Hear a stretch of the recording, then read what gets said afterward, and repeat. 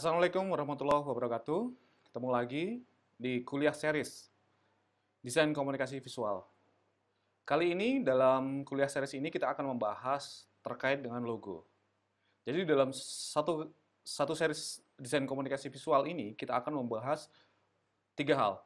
Yang pertama adalah logo, yang kedua adalah kemasan atau packaging, yang ketiga adalah iklan. Dalam series yang pertama ini kita akan membahas tentang logo. Kita akan mengupas bagaimana sih apa yang disebut dengan logo dan bagaimana proses penciptaan logo tersebut. Kedepannya, teman-teman akan diberikan tantangan untuk ikut serta atau praktik bagaimana membuat sebuah logo. Oke, tanpa berpanjang-panjang. Oke. Kali ini kita akan membahas bagaimana mendesain logo. Sebelum kita kemana-mana, ada baiknya kita beri dulu pengantar sedikit tentang bagaimana sih logo yang seharusnya, ataupun pengertian-pengertian logo. Banyak ahli mengatakan, banyak pendapat pula, banyak definisi pula terkait dengan logo. Logo merupakan gambaran yang mewakili kumpulan pengalaman yang membentuk persepsi dalam benak mereka yang menjumpainya. Itu pendapat dari Budelman dan kawan-kawan. Ada lagi juga yang berpendapat bahwa logo adalah memadatkan realitas yang begitu kompleks menjadi sebuah pernyataan tunggal, sederhana yang dapat dikelola, dimodifikasi, dan dikembangkan, dan didewasakan dari waktu ke waktu. Nah, bagi saya ataupun bagi masyarakat umum, definisi-definisi logo seperti ini sangat susah dipahami. Sangat susah dipahami. Maka saya mencoba mencari tahu definisi yang paling mudah dari logo seperti apa. Banyak orang mengasosiasikan bahwa logo adalah brand, ataupun brand adalah logo. Sebenarnya tidak seklise itu bahwa logo adalah brand bukan, ataupun logo adalah brand juga bukan.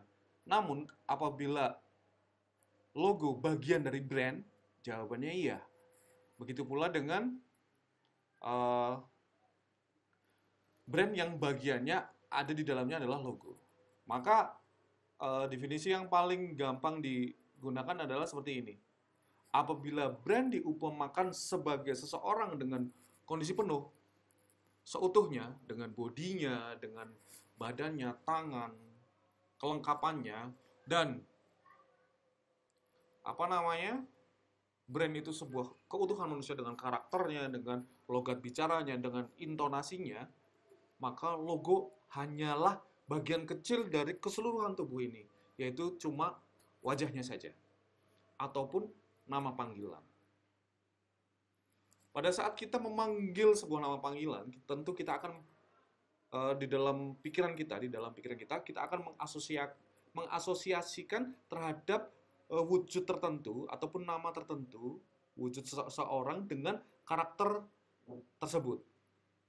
Sebagai contoh, apabila saya memanggil ataupun mahasiswa memanggil saya, ataupun teman-teman memanggil saya Fani, maka akan di dalam pikirannya mereka akan berasosiasi manusia yang berjenggot, rambutnya agak berantakan, yang suaranya, intonasinya agak medok, dan segala macamnya, itu pasti akan terasosiasi. Begitu pula dengan logo. Apabila kita secara visual melihat gambar tertentu, maka itu akan mengasosiasikan produk tertentu atau institusi tertentu, gambaran tertentu dengan segala macam yang ada di dalamnya. Itu secara singkat bagaimana kita bisa menyebut seperti apa sih logo ini. Maka kalau bisa boleh saya menyimpulkan lagi, logo adalah komponen dari suatu brand yang berfungsi sebagai brand ambassador visualnya dari brand tersebut. Jadi kalau sebuah organisasi memiliki brand ambassador, seorang influencer atau seorang public figure untuk merepresentasikan organisasinya ataupun perusahaannya, maka logo merupakan brand ambassador visual bagi organisasi ataupun perusahaan atau produk tertentu. Nah, ini yang perlu digarisbawahi. Tingkat kesulitannya adalah bagaimana meramu visual dari sebuah organisasi, dari sebuah produk untuk menjadi brand ambassador-nya. Maka di kuliah series kali ini kita akan membahas sedikit secara singkat bagaimana visual itu bisa dikelola. Nah, sebelum kita masuk bagaimana tahapan ataupun proses pembuatannya, maka saya ingin menceritakan kategori-kategori ataupun karakteristik-karakteristik sebuah logo. Jadi logo saya bagi menjadi 3 saja. Sebenarnya kalau menurut ahli-ahli yang lain, logo dibagi menjadi banyak hal. Ada yang abstrak, ada yang macam-macam. Cuman saya lebih mudah membaginya menjadi 3. Yang satu adalah logo type. Logo type adalah logo yang berupa teks saja, tidak ada gambar. Itu disebut dengan logo type. Jadi banyak contohnya seperti Sharp, Drupal, mobil, ataupun teman-teman pernah punya handphone Nokia, itu logonya juga seperti itu. Samsung juga salah satunya juga menggunakan logo type. Sony itu juga termasuk logo type. Jenis berikutnya adalah logogram. Logogram adalah logo yang hanya diwakili oleh gambar. Twitter, Nike, Shell, Apple, Olimpiade, McDonald, Playboy, Starbucks, Pepsi, dan lainnya. Dulu Facebook menggunakan logo biru dan huruf F-nya itu sebagai logogram. Namun sekarang Facebook sebagai perusahaan, jadi Facebook tuh ada 2 ya. Facebook ada perusahaan, ada Facebook sebagai aplikasi. Kalau Facebook sebagai aplikasi, dia masih menggunakan logogramnya. Namun Facebook sebagai perusahaan, mereka sudah menggunakan logo type ataupun logo yang berbentuk tulisan. Yang pertama adalah logo type, yang kedua adalah logogram. Dan yang ketiga adalah kombinasi antara keduanya, yaitu logo yang diwakili oleh gambar dan juga diwakili oleh type-nya. Jadi keduanya digunakan sebagai kombinasi logo. Contohnya banyak, yang seperti di gambar juga ada. Ternyata di situ ada Puma, ada Microsoft, ada apa lagi tuh? Baskin and Robbins, ada Airbnb, NBC, Bluetooth, dan sebagainya. Nah, itu adalah jenis-jenis logogram. Supaya teman-teman bisa paham bagaimana sih, oh ini termasuk logo apa, ini termasuk logo ini, termasuk logo apa. Nah, dalam kuliah series kali ini, logo itu tidak seperti produk-produk seni rupa yang lainnya. Walaupun logo termasuk produk seni rupa ya, cuman logo merupakan salah satu produk seni rupa yang di dalamnya dibubuhi sains ataupun ada penelitian di dalamnya. Atau lebih tepatnya, logo digunakan sebagai alat komunikasi orang banyak. Berbeda dengan karya seni yang seperti seni lukis, seni kriya, yang lainnya adalah alat komunikasi yang tidak dirancang. Artinya secara emosional, secara spontan, secara intuisi dilakukan saja. Berbeda dengan logo yang ada tahap perancangannya dan logo diciptakan untuk orang lain agar orang lain bisa memahami. Artinya seperti ini. Pada saat kita berbicara tentang logo yang menjadi brand ambassador, tentu banyak sekali beban yang harus diemban oleh logo tersebut. Contohnya, bagaimana logo harus terlihat seperti perusahaan. Berbeda dengan karya seni rupa yang lainnya, mereka tidak mempertimbangkan faktor komunikasi di dalam karya seninya. Berbeda dengan logo. Logo ada faktor komunikasi visual yang dipertimbangkan. Artinya seperti ini. Pada saat kita berkomunikasi secara visual ataupun kita berkomunikasi secara audio ataupun verbal, tentu kita mempertimbangkan proses komunikasinya. Artinya proses komunikasi itu ada komunikator, saya sebagai penyampai informasi, ada pesan yang disampaikan, ada komunikan orang yang sebagai penerima pesan. Dalam satu hal gampang dalam bahasa, apabila kita menyampaikan pesan dalam berbahasa Indonesia, tentu yang bisa menerima pesannya hanya mereka-mereka saja yang bisa ataupun yang mengerti bahasa Indonesia. Begitu pula dengan komunikasi visual. Bahasa yang lain apabila digunakan, terus kemudian komunikan tidak mengerti, contohnya dalam kasus ini saya menggunakan bahasa lebih lama, bahasa yang tidak disepakati oleh komunikator dan komunikan, maka tidak bisa dimengerti juga maknanya, ataupun tidak ada pesan yang di dalamnya. Maka itu benar-benar harus bermakna dan harus bisa dimengerti oleh komunikan. Dalam kasus ini, komunikatornya adalah perusahaan, si pemilik logo. Pesannya dibubuhkan ke dalam logo, bentuk komunikasi visualnya adalah logo, dan harus diterima oleh komunikan. Nah, ini yang kemudian sangat berat sekali. Makanya dalam proses mendesain ini perlu ada beberapa tahapan-tahapan yang harus dilewati untuk bisa memenuhi aspek komunikasi ini. Maka yang pertama adalah aspek pertama adalah proses brief. Nah, di sini kita bisa melewati.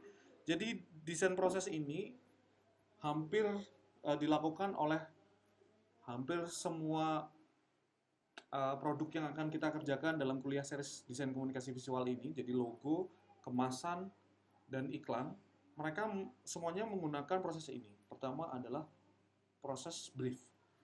Jadi proses brief ini, kita tidak bisa membuat desain logo atau tidak bisa membuat logo tanpa brief dulu dari si pemilik kepentingan ataupun perusahaan ataupun si pemilik produk. Jadi tidak bisa kita Mas tolong buatkan desain logo tanpa kita harus menggali dulu logo seperti apa yang diinginkan oleh klien ataupun yang diinginkan oleh si pemilik hajat. Setelah kita tahu keinginannya seperti apa, oh saya ingin logonya seperti A, oh logonya kepingin seperti bentuknya seperti ini ataupun warnanya seperti ini, maka kemudian yang tahapan berikutnya adalah research, meneliti. Jadi kadangkala brief itu juga tidak kemudian informasinya gamblang 100%, artinya semua informasi langsung solid bisa langsung dieksekusi. Jadi kadangkala perlu diteliti dulu. Misalnya saya kepingin gambarnya yang seperti A gitu, maka A ini yang seperti apa dulu? Nah, itu perlu diteliti dulu. Setelah diteliti semua hasil briefnya, maka kita lakukan brainstorming. Ya, brainstorming itu dalam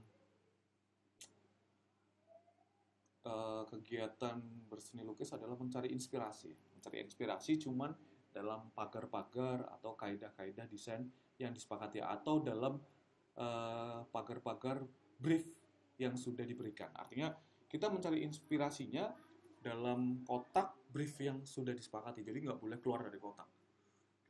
Kita minta buat logo misalnya produk makanan, jadi kita nggak boleh logonya bentuknya otomotif ataupun yang lainnya. Itu brainstorming, kemudian sketching dan eksekusi. Mari kita bahas satu persatu bagaimana brief itu. Nah, Di dalam brief sendiri banyak sekali tahapannya. Apa saja yang harus dilakukan. Ya misalnya, siapa sih Anda? Nah, gitu kan, di dalam pertanyaan siapa sih Anda, ada siapa Anda, apa yang Anda lakukan, apa sih produk Anda, apa visi Anda, dan macam-macam. Kemudian yang kedua dalam brief, apa yang ingin Anda sampaikan agar orang bisa merasakan. Nah, ini yang disebut dengan logo bagian dari brand. Brand itu kan keseluruhan, utuh, ada karakternya dan macamnya. Begitu pula dengan logo. Apa yang ingin dirasakan pada saat orang melihat logo tersebut?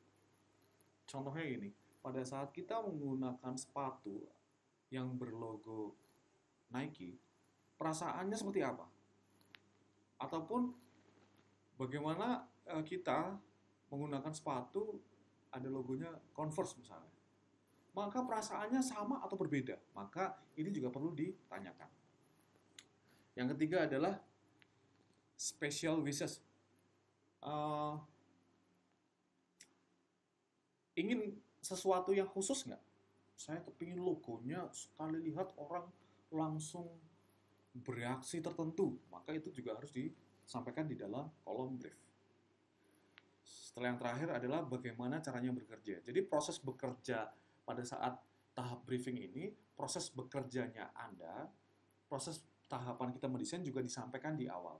Jangan sampai itu tidak disampaikan, karena itu akan lucu kalau kita sudah mendesain, sudah mau final, tiba-tiba Pak saya ingin ganti desainnya karena tidak cocok. Nah ini yang sering banget teman-teman desainer keluhkan.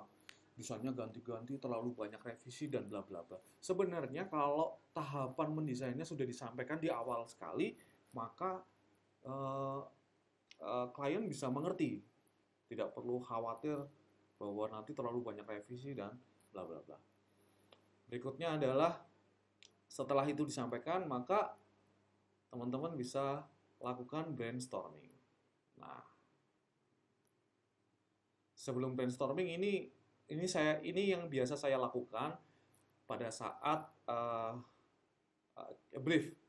Jadi pertanyaan-pertanyaan yang seperti di gambar ini saya selalu gunakan untuk memetakan bagaimana keinginan klien. Kadangkala menurut pengalaman, klien itu juga tidak semuanya kemampuannya sama dalam memberikan brief ke kita. Jadi ada yang ya pokoknya seperti itulah, ya pokoknya saya kepingin kayak gini dan segala macamnya. Nah dari situ saya juga kalau mendapatkan brief yang tidak jelas saya juga bingung. Makanya saya memberikan panduan-panduan seperti ini agar saya juga dipermudah. Maksudnya ingin gambar seperti apa juga disampaikan saja di situ. Ingin maskulin atau feminim, ingin yang lebih muda atau yang lebih dewasa, yang luxury atau ekonomis, dan segala macamnya saya biasanya kasih brief di situ. Supaya mudah. Mempermudah kita sebagai desainer. Kadang-kala kan juga klien itu tidak mau tahu pada saat sudah sesi brief selesai, paham tidak paham, desainer harus bisa menelan semua brief kita. Nah, di sini kemampuan kita sebagai kreator logo ataupun desainer bisa memahami ini semuanya. Lanjut ya. Nah, brainstorming.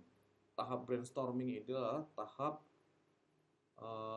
kita mengumpulkan ide-ide yang ada. Jadi ide-ide juga harus dikumpulkan, dikelompokkan, dikategorisasi, terus mencoba mengumpulkan ide-ide seliar mungkin bagaimana bisa menciptakan logo ini. Lanjut, tahap selanjutnya setelah logo ini brainstorming berhasil adalah sketching. Ya, tahap sketch ini mau tidak mau harus tetap dilakukan. Karena tahap ini adalah mengeksekusi ide-ide yang kasar dari tahap rough layout itu menjadi bentuk visual. Biasanya, jadi gambar di samping ini adalah sketch saya pada saat saya mendapat pesanan membuat desain logo Pukis. Saya membuat sketch hasil dari brief ini saya kemudian lakukan sketching yang kemudian divisualisasikan dalam bentuk sketch kasar, visual ide-ide saya. Jadi ide-ide yang sudah ada di benak saya tuangkan dalam bentuk visual, konsepnya sketch. Nah, biasanya saya membagi beberapa tahapan. Satu adalah tahap sketch ini. Jadi di tahap ini saya minta klien untuk bisa memilih salah satunya. Jadi kalau tidak ada yang dipilih, jangan kemudian Anda repot-repot berpindah ke tahap selanjutnya, karena bagi saya tahap ini tidak boleh dilalui kalau belum disetujui atau tidak ada kesepakatan antara saya dan klien. Karena apa? Biasanya terkait dengan pembiayaan dan yang lain-lainnya kalau kita sudah tahapnya profesional. Biasanya di sini saya minta klien untuk memilih 2 ataupun 3 sketsa untuk saya visualisasikan menjadi tahap komputer. Nah, selanjutnya tahap comprehensive design. Di tahap ini biasanya dimanapun desainernya, kalau yang logo Telkom di atas ini memang bukan karya saya, cuman pada saat proses penciptaannya pun logonya pun dialternatifkan. Masih tidak langsung dibuat langsung jadi, tidak ada alternatif yang lainnya. Klien selalu diberi kesempatan untuk memilih alternatif dari comprehensive layout. Jadi ini sudah tahapan yang berbeda dari perancangannya. Kalau yang di atas ini adalah logo yang sebelumnya ya. Jadi logo yang sebelumnya kan ada logo kelihatan ya, nomor 1 itu saya mendesain logo, klien saya memilih nomor 1 dan 2, kemudian saya eksekusi desain, akhirnya dari 2 logo di atas berhasil 2 alternatif komprehensif logo seperti ini. Ada yang mungkin perbedaannya hanya di titik daunnya saja, ya, di titik daunnya ini sama pakai titik biasa. Jadi saya memberikan alternatif kedua logo ini. Setelah diskusi panjang, briefing, presentasi lagi, dan segala macamnya, akhirnya jadilah sebuah karya final design dari logo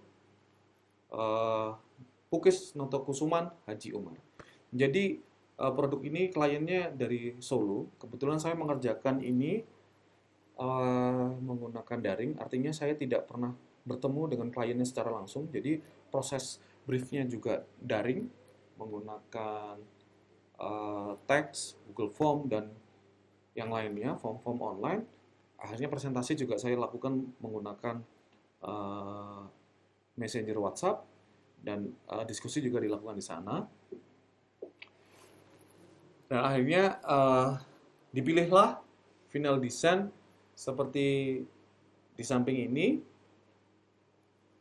yang kemudian digunakan diaplikasikan ke dalam banyak kemasannya. Nah, di challenge ini, di kuliah series kali ini, saya ingin men-challenge teman-teman untuk bisa menentukan produk UMKM yang teman-teman pilih, atau produknya sendiri, ataupun usahanya sendiri, untuk dibuatkan logonya.